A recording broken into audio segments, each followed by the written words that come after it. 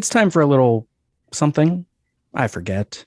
My notes say I'm Professor Robert E.G. Black, and I'm here with fellow Movies by Minutes podcaster Chris Frain, and it's time to discuss Eternal Sunshine of the Spotless Minute.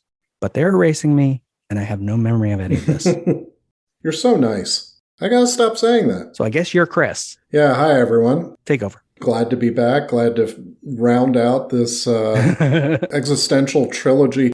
You know, this is kind of a fiendish project to hatch at this time. If you had done this like 3 years ago, I'd be like, oh great, let's talk about like being trapped or repeating the same days in our lives or forgetting important people. But doing this at the tail end of this pandemic that's kept us all inside, and in particular, scheduling my episodes at the tail end of, to me, a brutal upper Midwestern winter, which has kept me inside as well. By the way, I've been assured by locals that this is a mild winter. Yeah, this is kind of fiendish. I've been my endurance has been tested. And then it's, okay, let's talk about existentialism in film. Yeah, let's talk about existence itself.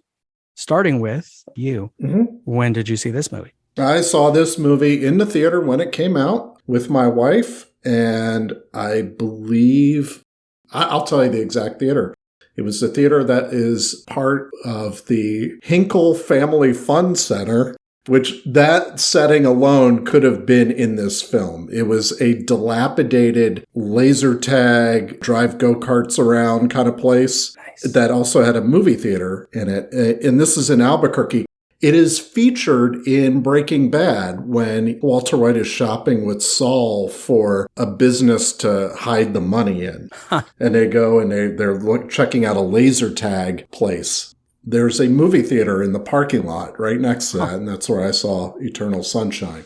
It was a great little theater. I think it's still around. And they realized that they couldn't, I think every city has one of these. They realized they couldn't keep up with like the 16, the 24s. Yeah. And so they said, you know what? We're going to have movies for adults. And I don't mean X-rated. I just mean like movies that are like, it's not like full-on art house. Shout out to the Guild Cinema in Albuquerque. It's not like art house. It's more like, it's where your Merchant Ivory movies, if they were still making them, are going to go. It's where like that Kenneth Branagh movie that just came out, Belfast. You know what I mean? It's that sort of theater. Eternal Sunshine, it's not quite art house. It's not totally weird, but it's quirky enough that, like your Wes Anderson movies would show up there. Okay. That sort of thing. Honestly, first viewing, any first viewing is tough for something like this because you're just trying to keep track. You're so disoriented by the end. Right. And it ends and you're like, I get the emotional weight of the ending, but I'm like, wait, so that whole first part was happening now? Yeah. It's funny, in the movie, watching it yesterday, they say, that memories have an emotional component to them. Right. And I remember feeling like, talking with my wife excitedly about like trying to figure it out. And as we're driving down the street, this monsoon downpour comes down. If they ever try to wipe my wife's memory away from my brain, this will be one of the spaces it's in. Because I can still see this vividly. This downpour comes down and the water is like, because it has nowhere to go on the streets in the desert. It's immediately up over the midpoint, of the tires or, the wow. front bumper of the little car we drove. And we had to like just pull into someone's driveway and wait for like 20 minutes while it just ran down this hill like a river. And I always associate that with Eternal Sunshine of the Spotless Mind. Nice. The beginning of my notes for this minute are something that's not in the movie. We saw the potatoes last minute, the little potato people, which is in the shooting script that she has those. But the thing that isn't is she has a photo of crows flying on her wall that Joel takes down and reads. There's an inscription on the back. It is a very short poem by Robert Frost called Dust of Snow. The way a crow shook down on me the dust of snow from a hemlock tree has given my heart a change of mood and saved some part of a day I had rued. And I kind of wish it was in the movie because I like it. Although Robert Frost is one of those like cliche things in movies that maybe comes up too often. And they always reference the same poem. it'd be good to have another Robert Frost poem in a movie. It's funny. That resonates with me right now. I just experienced my first, or it's not done. I shouldn't use the past tense. I am experiencing my first upper Midwestern winter. And I have just been practically homebound this entire time because I am a coward when it comes to cold temperatures. I consider anything below 30 cold. And my wife is such a adventurous soul and nothing bothers her. And she's been running around like going to different parks and so she's very outdoorsy, taking all these amazing pictures of frozen lakes and things like that. So my resolution next year is to embrace winter, kind of like this poem, this thing that I dreaded. Next year, I'm going to turn it into something I embrace. We're going to go lay on the frozen ice in the middle of the night, and I'm going to tell her this is the happiest I've ever been. Nice. The poem is very specific, too, because it's the opening line, the way a crow shook down on me. It's like a very specific memory that isn't described to us. Right. He's saying, like, this thing happened, and it made my day better. Right. But it doesn't sound like a good thing. It's, snow getting dropped on you, but it works. It's better than poop. Yeah. And they briefly discuss it because Joel's like, Frost, like he recognizes it. She says, yeah, I'm not like a Robert Frost lover by any stretch. His stuff seems strictly grade school to me. But this made me cry for some reason. Maybe because it is grade school, He says it's pretty. And she says, I miss grade school. I don't know why I'm calling it grade school all of a sudden. When I went, we called it elementary school. But I like grade school better. Sounds like something someone from the 40s would call it. I'd like to be from then. Everyone wore hats. Anyway, cheers. Wow, that's some like stream of consciousness dot connecting there. The way she talks, wrong. she is so much wordier in the script. I have specific notes about how they edited part of this scene to cut around some of that. Oh yeah, this scene is very choppy. Yeah. I mean, there are a lot of, I could have described half of the scenes in the film that way, but it's very like, okay, this sentence fragment and then this response happened. And now we're totally on the other side of the room and this sentence is happening. And yeah. I mean, keep in mind, we're minute 12 and we haven't gotten the opening credits yet. That's true. Well, I wrote prologue ? Yeah, a lot of these early conversations probably had to get cut down just in post-production. Yeah. Because it's like, yeah, you can delay those a bit, but they have to happen. Otherwise, you have guild problems. By the way, I totally forgot that this was prologue. And when the titles came up, it was jarring. Oh, yeah. And the music kicks in and he's crying. Right. It's great because you don't realize it. You forget there weren't titles yet. Right. And I watch a lot of movies where they don't really bother with opening titles too much, Yeah.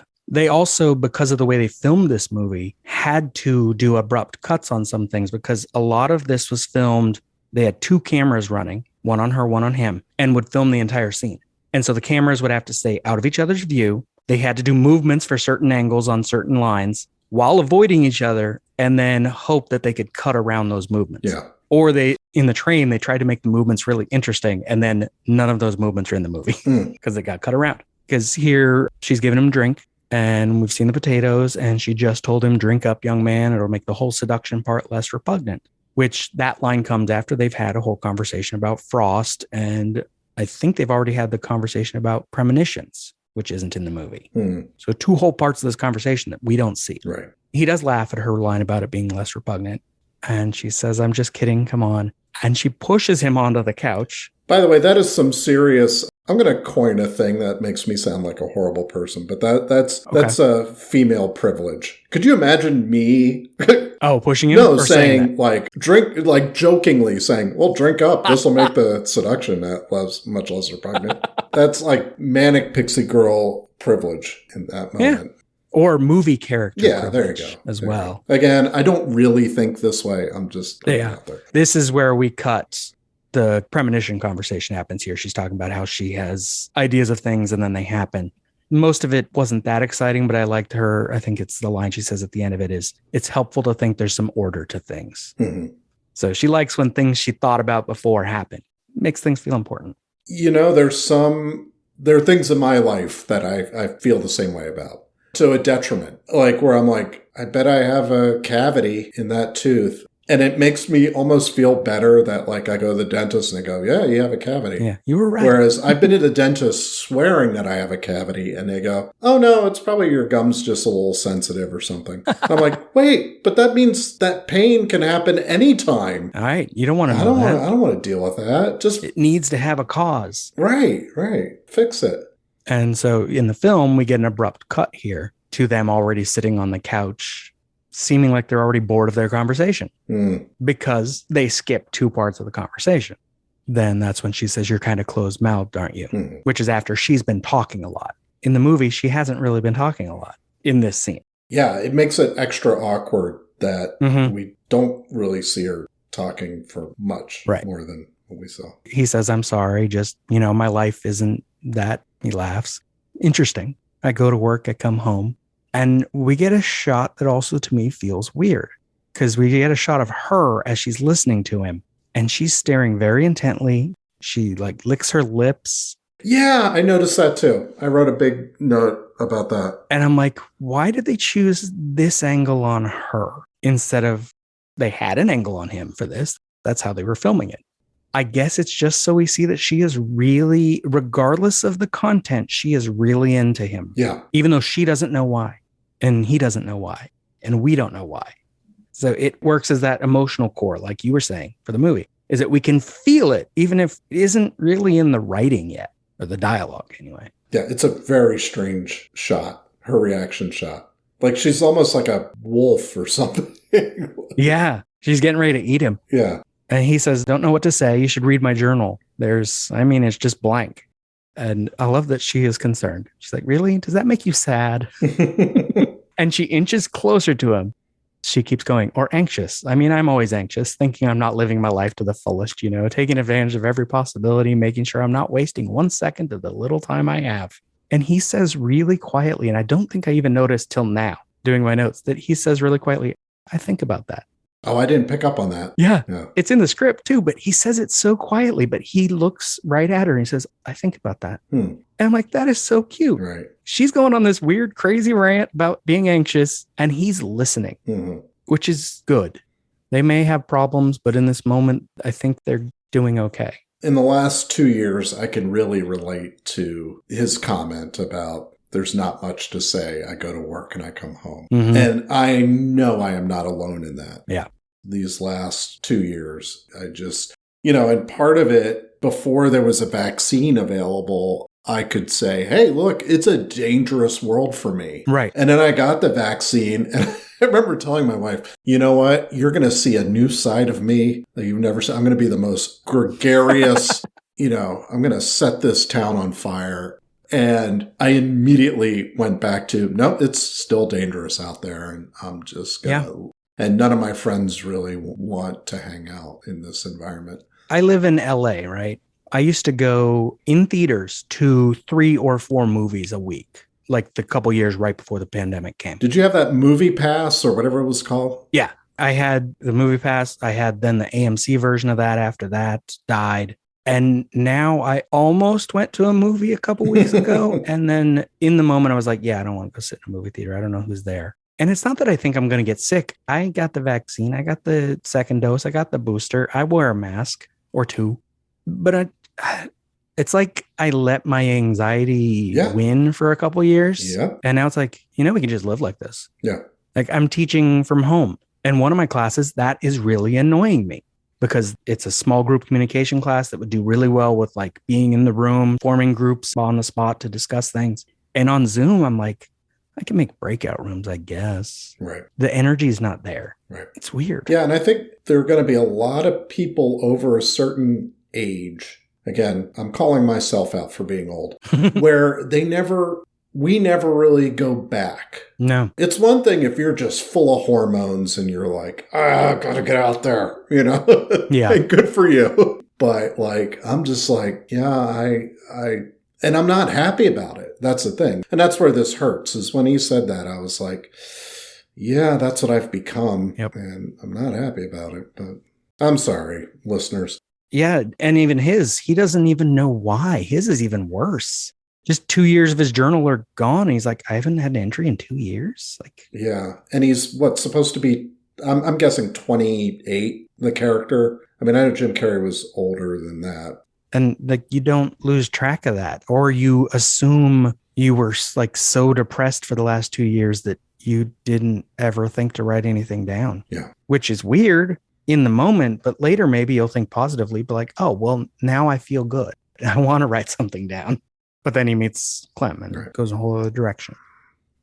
Have you ever had a blue ruin? I don't think so. I have not, and I am intrigued after reading about what it is. What is it? This is from ginbrew.com. Blue Ruin is a robust, assertive, juniper-forward blend that will appeal to traditionally minded gin drinkers. Interesting. Its name harkens back to an epithet for gin used by anti-spirits crusaders during the gin craze that followed England's glorious revolution. So we're talking late 1600s, early 1700s. Wow. Yeah, Blue Ruin is like calling someone a wino, which is from the film. Right.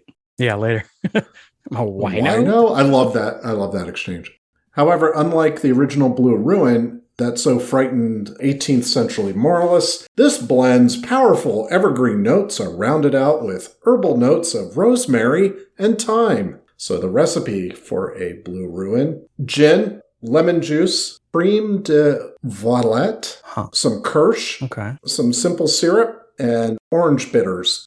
You can also make it foamy, which I don't think they're doing here, by adding some bizarre process of adding egg white to it and shaking it up. Oh, that'd probably be too complicated. I mean, she's mixing it with her fingers, so yeah, she's not breaking some eggs, too. I'm intrigued. I'm going to have a Blue Ruin sometime. Yeah, I've never had one. I don't really drink alcohol much anymore because, as you keep saying, we're old. And I take medication at night that doesn't go well with alcohol. So I don't drink much anymore, but I never drank gin very much. Yeah. So yeah, this drink never came up. And so far in the show, we've been referencing it in reference to the conversation that got cut out about Tom Waits and the song that references Blue. Oh, okay. So no, I've never drank that. And it does sound interesting. I don't know if it sounds good. There's only one way to know. Right? And just like Groundhog Day, when I get to that minute, I may make myself a sweet vermouth on the rocks with a twist. Oh, right. Which is a boring drink. Yeah. It's very sweet, but also not that strong. So I could totally drink it. Yeah. We get to a wider angle and Clem is smiling. And that's because of one of the awkward cuts in the scene. She's not smiling. And then we cut and she is. And he has kind of a fake smile. She laughs. He laughs. And in the script, so this is where it gets weird because my notes, I was figuring out what was going on as I wrote it. And I'm like, in the script, she starts crying here. Not for the first time in the scene. She's cried twice. And I'm like, I think Winslet is just playing Clem as more of a happy drunk than a sad drunk. And that's okay. But that wasn't it. Because in the movie, she says, "You're really nice. Oh God, I have to stop saying that." Right. And that's it for the minute. But in the script, she is sad here. She says, "You're really nice." But then she says, "I'm sorry I yelled at you before about it. God, I'm an idiot." And they have a whole exchange about the word nice. He says he uses it too much. She asks him what his goal is, and she offers up hers, which I think fits with like this show and that Titian painting and Ex Machina on Tuesday and Groundhog Day. Because she tells him, "My goal, Joel, is to just let it flow through me." Do you know what I mean? It's like there's all these emotions and ideas, and they come quick and they change and they leave and they come back in a different form. And I think we're all taught we should be consistent, you know? You love someone, that's it, forever. You choose to do something with your life, that's it. That's what you do. It's a sign of maturity to stick with that and see things through. And my feeling is that's how you die, because you stop listening to what is true, and what is true is constantly changing, you know? Like, I wanted to talk to you. I didn't need any more reason to do it. Who knows what bigger cosmic reason might exist? And then she says, "You're very nice." God, I have to stop saying that. And we get like the line that's in the movie. So we're cutting from one time she says, "You're very nice," to instead the other time she says, "You're very nice." So she's even repeating it in the scene. Right. When they had a conversation about how they call each other nice too much. What you just read from the screenplay is really important information. Yeah. And is it possible it was cut because it telegraphs too much of the rest of the movie? For where this scene is in the movie as edited, yeah. Yeah. 12 minutes in, we don't want her announcing too much about the themes. Yeah. In a few minutes, that'll be important, and that'll come into a possible podcast I'm going to do when I finish these 3 shows. Minute 17, you like people to say what the movie's about or thereabouts, but not minute 12. It's too early. Plus, as you said, this movie plays more on your feelings than your sort of intellectual understanding of its structure the first time. Yeah. And so we don't want someone to tell us that. So, yeah. But then we get a weird cut where she's smiling when she didn't just say something that was funny or trying to be funny. Yeah, I found this all, if I hadn't seen this already and knew that most of the dialogue is basically happening in someone's head, in their memories, and our memories have gaps in them. And so if you created a literal motion picture out of our memories, you would see people reacting in really strange, disjointed ways because you don't have the smooth transitions between them. Someone would be laughing and then immediately crying or whatever. If I didn't know that that was already a theme in the, on the second watch, I bet you I was more thrown when I saw it in 2005 because I'm like, wait, why is she looking like that after he just said that? That's interesting also in that this part of the movie isn't in his head. Right. This is the other part, but maybe it works because so much of what is in his head has been edited to be super smooth, and the transitions, they don't all make sense, but we understand them. We see them happen. Whereas here, the fact that she has that smile maybe plays into like our sense of how uncomfortable this scene is, while also she's smiling, which should be good. Right. And he smiles, which should be good. Right. But it isn't. Yeah. But I also like how she explains her goal and it's more of like Clementine explaining why she is who she is. Yeah. I don't know.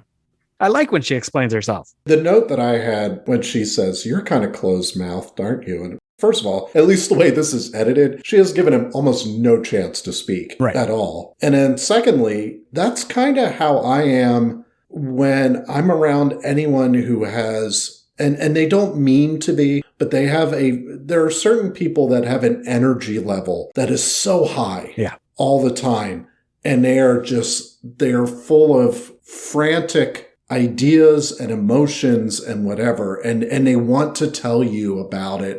And I have learned to not even try. I used to, I think, try to match that energy, and it would turn into this like bizarre shouting match, And now I've just learned like, okay, when someone's like that, let them be like that. Don't shut down, acknowledge them, but you don't have to talk if they don't want you to talk. Yeah. If they're going to fill the space, and that's okay.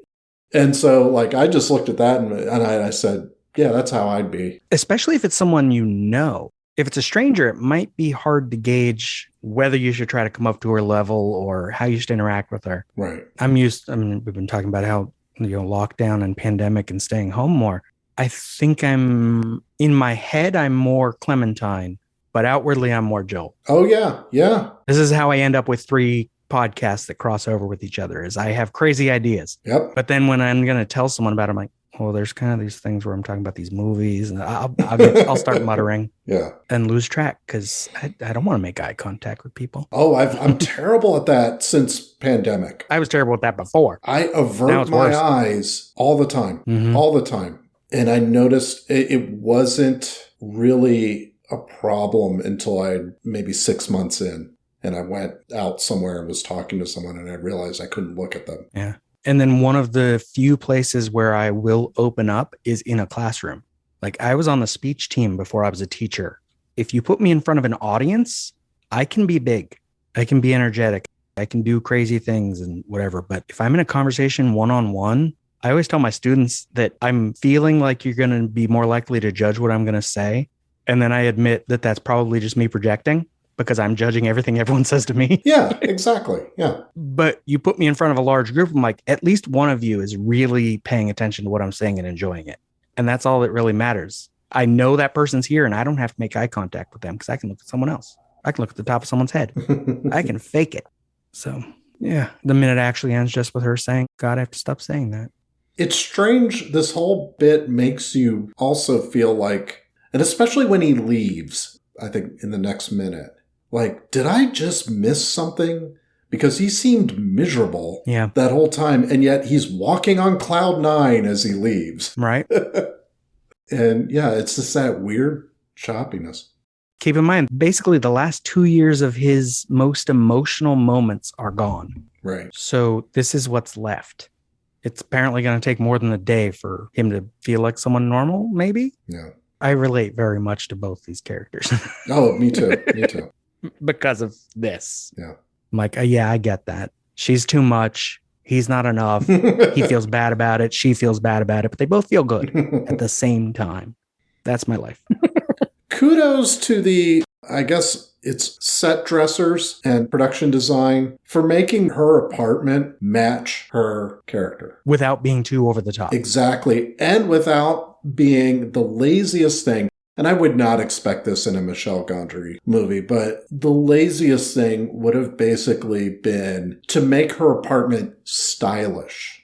Ah, yeah. You know, well, of course, they live in, it's supposed to be Long Island, but, you know, it's by extension New York. To make it very hip and very stylish. It's a mess. Mm-hmm. That apartment is a wonderful mess of secondhand furniture and all sorts of trinkets and gewgaws and whatever, but they fit the character. Well, and also, though you use the word mess, I don't think it's messy. No. It's like where I am right now. There's stuff, and the stuff doesn't all go together. Right. And someone who walked in here would probably notice the messier aspects and the clutter. But I'm like, no, I know where that book is. I know where that thing is. I know where the scissors are. I know. It makes sense to me. Yeah. Yeah. Yeah. It has to. That's how I get through my day. I guess I shouldn't have used the word mess, but like it's eclectic. No, it's a good word because it's like the nice thing. Right. Mess can mean different things. Right. And for some people, her place, that would be uncomfortable to sit in. But then we've been rewatching Friends recently, and there's that episode where the girl whose place was a mess, and he sticks his hand in like food, and he doesn't know what it is on her couch. Right. This isn't that. No, it's not that. No, it's not that. But I'm glad you brought up Friends. Friends was like the most unrealistic depiction. I know I'm not the first person to say this. Right. Of young urban living. Mm-hmm. And my biggest sort of fear, it would have been a fear in the 90s, actually, is that it was leading people on to think that's what you deserve when you're a 20-something living in New York. And it's like, oh my God, you have no idea. No. And not just New York, pretty much any major city. You're going to be lucky to get a studio apartment without a roommate. And all of their stuff was stylish. Yeah. And that is a trend that, with a few notable exceptions, has continued to this day, mostly in television. Oh, yeah. But in movies and romantic comedies, that's also a very easy way to conceive of what someone's apartment looks like. Yep. Is just go with whatever the style is at the time, make everything look like it was bought yesterday at the same time. When you want it to fit together well enough that we don't always notice it. Right. Right. Because we're going to be spending a lot of time in that same set. Right. We're not in her apartment very much in this whole movie. Right. It is the most realistic depiction I've seen of this is where this person would live, for sure. Mm-hmm. Yep. Anything else on the movie or the minute? I started thinking about what I would use lacuna. If lacuna existed. Oh, yeah, yeah. And I really, gosh, this kept me up last night. I'm not going to lie. I don't think I could ever erase people from my memory.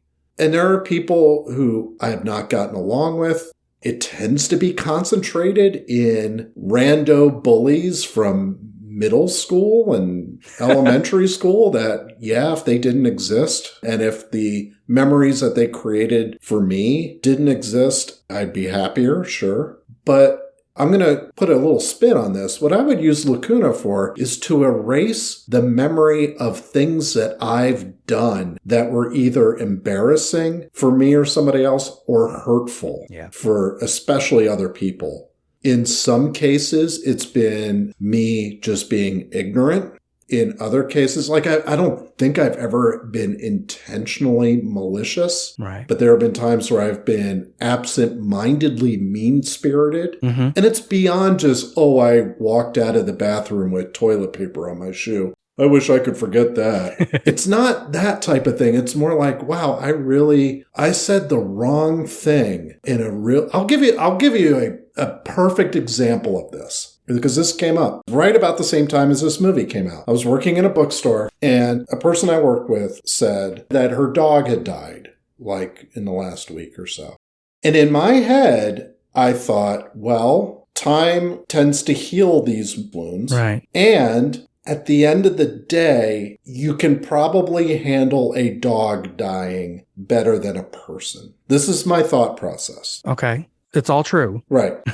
So I turn to her and I say, well, that's okay. You can just get another dog. Oh, no. I said that with as the words to represent the thought process of you'll be okay in a while. And unlike people, you can acquire a dog. There was important context to make it work. And she just looked at me horrified. And this is someone I got along with. We didn't really hang out other than working together, but we got along great at work. And she looked at me like I had just like stabbed her or something. Yeah, I mean, just the tears and the shock of what I just said. I would kill to erase that moment. And I would like to erase it from her memory if she still remembers it, and my memory for sure, because it to this day, it causes me pain that I said that. And I couldn't explain what I meant. So it's that type of thing. It's not like, I don't want that person gone. No, I get you. I think I worry, especially from some conversations on this show so far with other people, that there's a danger in doing that as well, though, because maybe you saying that thing changed the way you respond to similar things later. Yeah. And it made you nicer. Yes. Because that one time you didn't think before you said a certain thing, like certain things I've said where I'm like, it's kind of funny. And then I realized that the person I'm saying it to, the context is not the same for them and they don't find it funny. Yeah. And then it's like, well, now I can't erase that. You feel bad. I feel bad for making you feel bad. Right. And you can't fix it. But also the next time you're talking about something similar, you don't make that mistake again. Right. Hopefully you learn. Yeah. That's kind of the message of the movie in a way, isn't it? Because they both, the song, the great song at the end, everybody's got to learn sometime, it's, you can't just conveniently forget things or have them forgotten for you. Right. If you're going to grow and be happy as a person, you have to learn. And you have to learn from the really painful stuff that either someone does to you or you do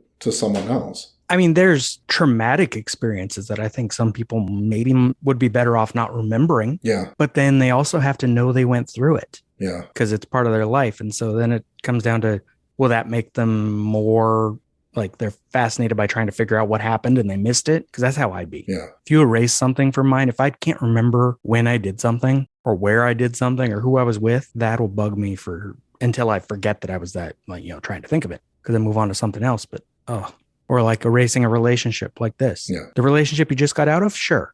Erasing that really painful one 3 relationships ago? Then how do you understand the context of the relationship since? Right. Right. Like, how did I get together with that second girlfriend, except because of how bad the first one ended? Right. And then I only ended up with speaking truthfully here, only end up with my wife, maybe because those other ones didn't go the way they went. And if I don't remember them, maybe I wonder how that ever got there.